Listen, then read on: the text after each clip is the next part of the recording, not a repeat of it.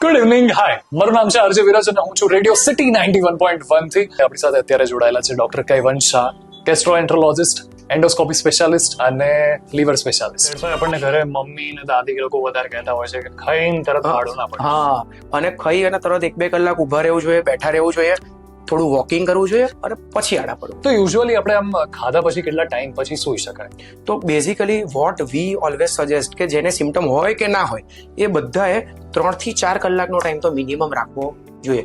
That's why late snaking જે આપણે બધા કરીએ છીએ આજકાલના જમાનામાં, that is worse for your GI system and your liver as વેલ.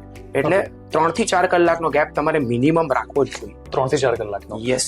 સો આ જે ગળ છે, જીઈઆરડી, એસિડિટી, એ જે રાત્રે થાય છે અને સવારે પણ થાય છે, તમે જે પ્રમાણે કીધું એ પ્રમાણે. એક્ઝેક્ટલી. સો એ તમારા સામાન્ય લક્ષણો કયા કયા છે? હવે જીઈઆરડી ના સિમ્પલ મેં પહેલા જ કહું કે સૌથી પહેલા ચેસ્ટમાં એટલે બળતરા થવી, છાતીમાં બળતરા અને પેટમાં બળતરા, એ એના મેઇન સિમ્ટમ્સ છે.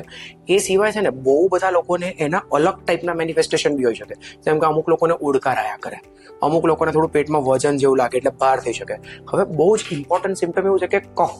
અમુક લોકોને છે ને નોક્ટર્નલ કફ થાય એટલે રાત્રે ખાંસી આવ્યા કરે, એટલે આડા પડે એટલે હવે એમને બળે નહીં પણ ખાંસી આવ્યા કરે. તો બેઝિકલી કફ જે છે ઇટ્સ ઓલ્સો સિમ્ટમ ઓફ જીઈઆરડી.